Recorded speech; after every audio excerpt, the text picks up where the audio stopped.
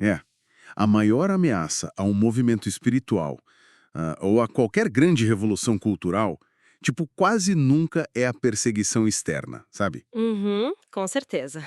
Quase nunca. Ou a falta de recursos materiais. Acredite se quiser, a maior força destrutiva para uma comunidade apaixonada é quase sempre o seu próprio sucesso administrativo. Nossa, isso só tão contraintuitivo, né? Mas é a mais pura verdade. Pois é.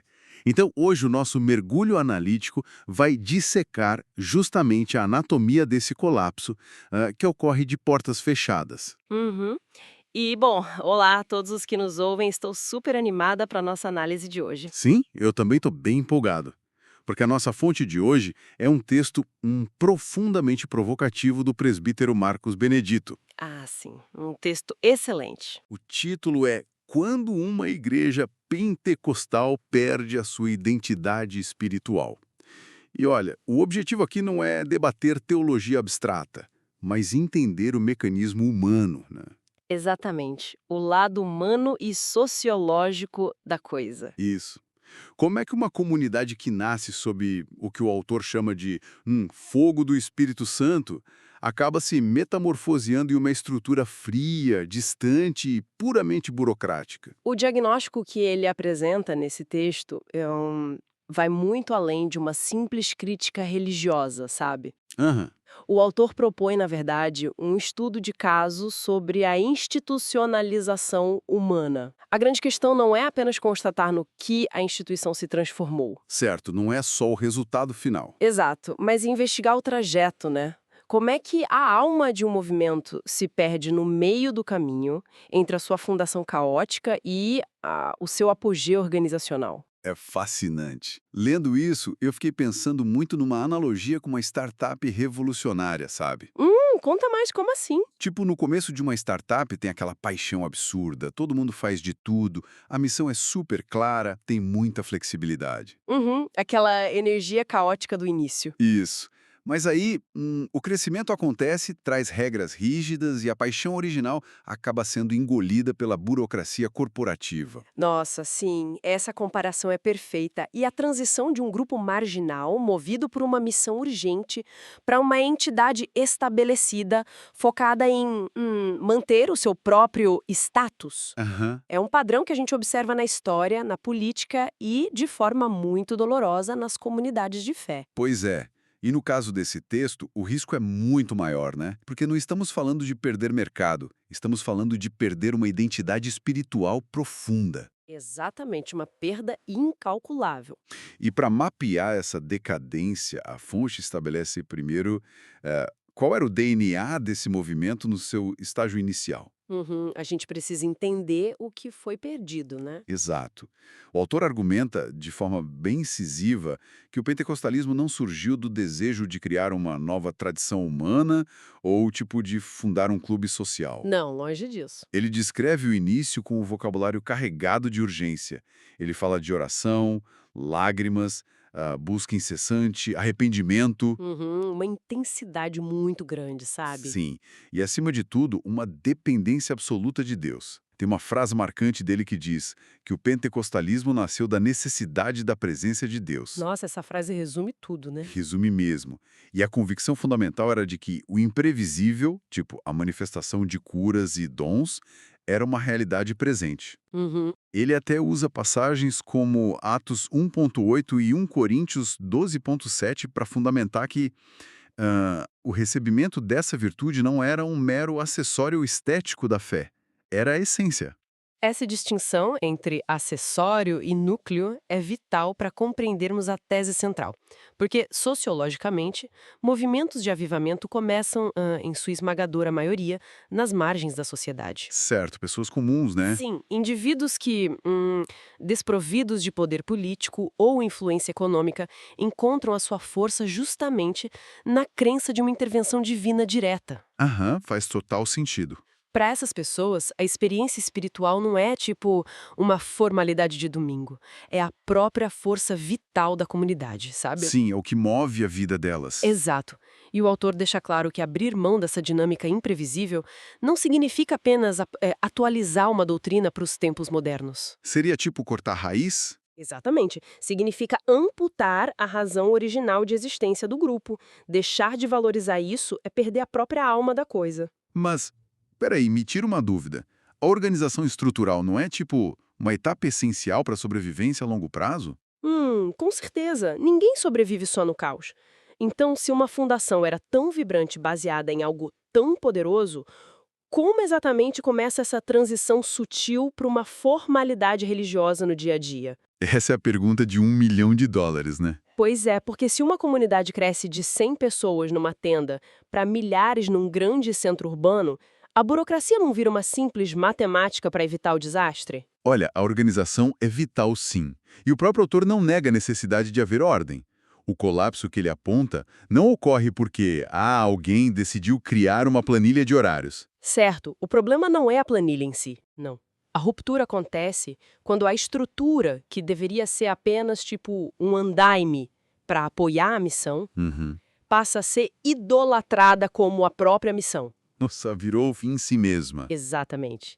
A natureza de um avivamento autêntico, pelo que o texto descreve, envolve emoções profundas, manifestações espontâneas, É algo muito vivo, né? muito vivo e imprevisível. E uma dinâmica que desafia cronogramas rígidos gera um atrito formidável com a psicologia dos líderes humanos. Ah, entendi. Porque onde há imprevisibilidade, o instinto básico do líder é... É controlar, né? Estabelecer controle para mitigar riscos. O que nos leva diretamente aos primeiros fatores de declínio que o texto aborda. Sim, e isso nos leva a um dos diagnósticos mais fascinantes da análise, que é o medo. O texto argumenta que a liderança passa a temer o movimento genuíno do espírito.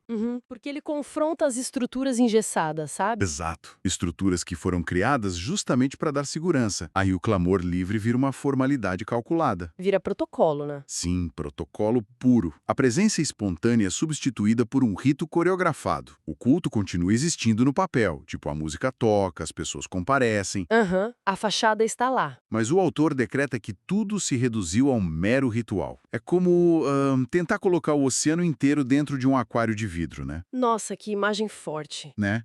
Só para não correr o risco de água transbordar e molhar o tapete caro da sala de estar. Sim, essa imagem do aquário captura perfeitamente o mecanismo de domesticação institucional que ele descreve. Pois é tentar domar o indomável. Exatamente. E a transição de uma comunidade orgânica para um protocolo previsível proporciona uma ilusão de controle que é muito sedutora para quem está no comando. Com certeza, tira a pressão das costas deles. Saber exatamente o que vai acontecer do minuto 1 ao minuto 90 de uma reunião elimina o risco do constrangimento, sabe? Evita surpresas desagradáveis. Elimina o risco de excessos emocionais e protege a reputação da liderança perante a sociedade lá fora. E esse ponto da sociedade externa é crucial, porque o custo direto dessa previsibilidade imposta é o sufocamento daquela energia original. Sim, e o fogo vai apagando aos poucos. Ao tentar policiar o incontrolável para torná-lo palatável, apaga-se justamente o fogo que atraiu as pessoas em primeiro lugar. E por falar em tornar a coisa palatável, há um aspecto na fonte que parece tocar na vaidade humana mais profunda. O fator 2 que ele cita, que é a busca pela aceitação social. Sim, esse ponto é doloroso de ler. É trágico, né? O texto relata que, à medida que a estrutura cresce, surge uma busca quase desesperada por reconhecimento intelectual e influência na cultura dominante. Exato, o desejo de ser levado a sério. E aí, aquilo que antes era considerado o maior tesouro do grupo, as lágrimas, o fervor, começa a ser rotulado pelos próprios membros como algo exagerado. Como se sentissem vergonha do próprio passado, sabe? Isso. Vira um emocionalismo do qual eles sentem que precisam se distanciar para parecerem sofisticados. O texto cita até 2 Timóteo 3,5 sobre ter aparência de piedade, mas negar a sua eficácia. É o problema da respeitabilidade. Esse desejo por aprovação é um dos motores mais poderosos de mudança. Quando o grupo era pequeno, a opinião da elite não importava. Certo, eles não tinham nada a perder. Exatamente. Mas a partir do momento em que a instituição adquire prédios imponentes e atrai membros de maior poder aquisitivo, a pressão para se adequar às normas torna-se esmagadora. Há um medo palpável de carregar o estigma de exagerado ou fanático, né? Sim, para ganhar um assento nas mesas de influência da sociedade, a liderança começa a diluir a sua mensagem, higienizando qualquer elemento que possa parecer rústico demais. Mas, tentando fazer o papel de advogado do diabo aqui. Claro, vai lá. Se a intenção é ter uma voz ativa na sociedade, tentar se comunicar na mesma linguagem intelectual do mundo externo não seria apenas uma estratégia de sobrevivência? Parece lógico, né? Tipo, vestir um terno, refinar a música, moderar o tom, não ajudaria a alcançar pessoas que jamais pisariam num ambiente visto como exótico demais? Olha, a estratégia de adaptação parece muito pragmática no curto prazo, mas o texto alerta para um efeito colateral que é devastador. Qual seria? Ao trocar a autenticidade radical pela aceitação externa, a comunidade perde totalmente o seu diferencial. Ah, entendi. Vira mais do mesmo. Exato. Se o objetivo passa a ser agradar a academia ou os políticos, a instituição acaba se tornando apenas mais um espelho da sociedade. E aí perde a autoridade espiritual que justificava ela existir em primeiro lugar, né? Isso mesmo, o movimento abdica de sua voz profética para se transformar num mero eco das convenções sociais. É triste. É muito triste. E uma vez que essa aprovação externa vira a nova métrica de sucesso, a bússola interna simplesmente enlouquece. Totalmente. A fonte descreve como esse cenário fertiliza o terreno para o orgulho institucional, que é o terceiro fator. Ah, o orgulho. A raiz de muitos males. Sim, a confiança que no início repousava exclusivamente na dependência divina é transferida para o tamanho do patrimônio, para os títulos hierárquicos. O currículo passa a pesar mais do que a vocação, sabe? Perfeito. Mas o que torna essa leitura genuinamente perturbadora são os danos colaterais nas pessoas. O autor relata que a acepção de pessoas cresce vertiginosamente. Os mais simples perdem o valor ali dentro. Exato. E tem uma frase no texto que, olha, soa como um martelo batendo num tribunal. Ele diz: os servos sinceros são silenciados. Nossa, essa frase dói, porque o silenciamento daqueles que ainda mantêm a essência original é a marca registrada de um sistema que se corrompeu internamente. É o ponto de não retorno, eu diria. Sim, pessoas genuínas que não se importam com jogos políticos ou com hierarquia tornam-se uma ameaça direta à nova burocracia. Aham, vira um problema para a gestão. O indivíduo apaixonado, que antes era tipo o motor do grupo, passa a ser visto como um rebelde, sabe? Ou um antiquado. Um obstáculo para a harmonia do evento super bem programado que eles criaram. Exatamente. A engrenagem não tem espaço para o imprevisível, então ela esmaga qualquer um que não se enquadre no roteiro. Isso levanta um dilema muito intrigante para mim. Porque a fonte também menciona o fator 4, que é falta de oração. Uhum. O jejum rareia, né? Isso. A busca profunda desaparece e o culto vira um evento programado. Mas, se a máquina corporativa continua operando perfeitamente... Com luzes, câmeras e ação. Exatamente. Se as luzes estão acesas, se os discursos são eloquentes e se as cadeiras continuam cheias no domingo, Uhum. como é que alguém que está lá dentro consegue diferenciar o que é uma comunidade viva do que é apenas uma corporação religiosa muito bem administrada? Olha, o autor fornece uma métrica muito específica para fazer essa diferenciação. E ela foge completamente dos indicadores corporativos tradicionais. Nada de planilhas de crescimento numérico, então? Nada disso. O termômetro definitivo para distinguir a vida da casca vazia é o que ele chama de sensibilidade espiritual, Sensibilidade espiritual? que se traduz, na prática, em como a instituição trata as pessoas, especialmente aquelas que não têm nada a oferecer em troca. Uau! Isso bate de frente com o fator 5, que é o abandono da missão, né? Exatamente, porque uma comunidade viva é extrovertida por natureza. Ela possui um senso de urgência em evangelizar, acolher o marginalizado. Em contraste com a instituição focada na autopreservação, que vira uma espécie de buraco negro, sugando energia só para manter a própria estrutura de pé. É o oposto exato da vitalidade do começo. A organização fossilizada passa a existir apenas para perpetuar a si mesma, sabe? Aham. Os relacionamentos ficam transacionais. Superficiais. O indivíduo deixa de ser visto como um ser humano e passa a ser tratado como um recurso, um contribuinte para o sucesso da liderança. Que tragédia. O alerta mais sombrio do autor, pelo menos para mim, é a constatação de que é perfeitamente possível manter o letreiro na porta com um nome pentecostal. Preservar toda a liturgia, contar as histórias dos fundadores. Sim, e simultaneamente não abrigar um único vestígio daquela identidade original. É manter o museu funcionando, mas sem a vida. Isso.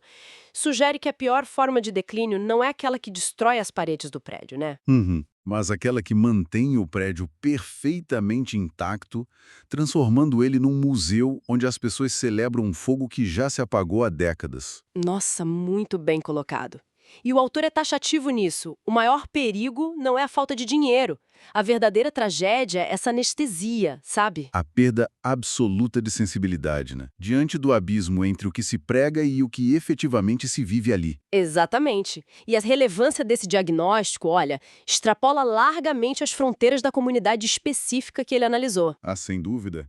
Aplica-se a quase tudo. Esse alerta sobre a forma devorar a essência aplica-se a grandes projetos filantrópicos, ideologias políticas, a qualquer grande empreendimento humano. A inércia tende inexoravelmente a substituir a missão apaixonada por um instinto cego de autopreservação, né? Exato. E mapear esses fatores de declínio é o primeiro passo para resistir a essa força. Bom, chegando à síntese do nosso mergulho nos argumentos do presbítero Marcos Benedito, a mensagem que emerge não é que o pentecostalismo seja uma preferência estética Não, de forma alguma. ou uma tradição humana, mas sim uma postura de dependência visceral de Deus.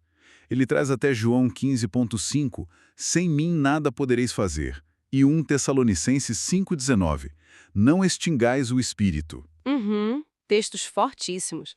A tese defende que quando essa dependência é terceirizada para o intelecto, para a hierarquia ou para o status, o movimento comete um suicídio lento. Mas olha, o texto recusa-se a terminar como uma simples certidão de óbito institucional, sabe? Tem uma luz no fim do túnel. Tem, sim. Há uma fenda na argumentação que permite uma solução. O retorno à vitalidade é possível, mas o remédio prescrito é amargo para a vaidade humana. Imagino, não deve ser fácil voltar atrás. A reconstrução não passa por uma nova campanha de marketing. Exige, primordialmente, arrependimento. Arrependimento, retorno à oração. Exige a humilhação de abandonar o orgulho, a coragem de rejeitar a acepção de pessoas e priorizar a compaixão acima do desejo de impressionar a sociedade. É basicamente um convite para desmantelar a burocracia que asfixia a alma, não é? Um apelo para quebrar o aquário e permitir que a correnteza incontrolável volte a circular. E aceitar as consequências disso, sejam o que for. Exato. A reflexão proposta pelo autor culmina numa pergunta que serve como um espelho implacável. Estamos preservando apenas o nome ou ainda carregamos a essência? Uma pergunta que dói, mas que é necessária. Muito necessária. E, bom, fica aqui a reflexão para quem nos ouve levar adiante hoje. Uhum. Se a institucionalização quase sempre traz essa burocracia que asfixia a paixão inicial, seja numa igreja, num projeto de vida ou organização, E sim, em qualquer lugar. será que é possível que qualquer movimento sobreviva à passagem de várias gerações sem, eventualmente, precisar passar por um colapso total nas suas estruturas engessadas? É uma provocação e tanto. Só para poder redescobrir nas cinzas do seu sucesso o seu verdadeiro e original fogo. Pensem nisso. Até o nosso próximo mergulho.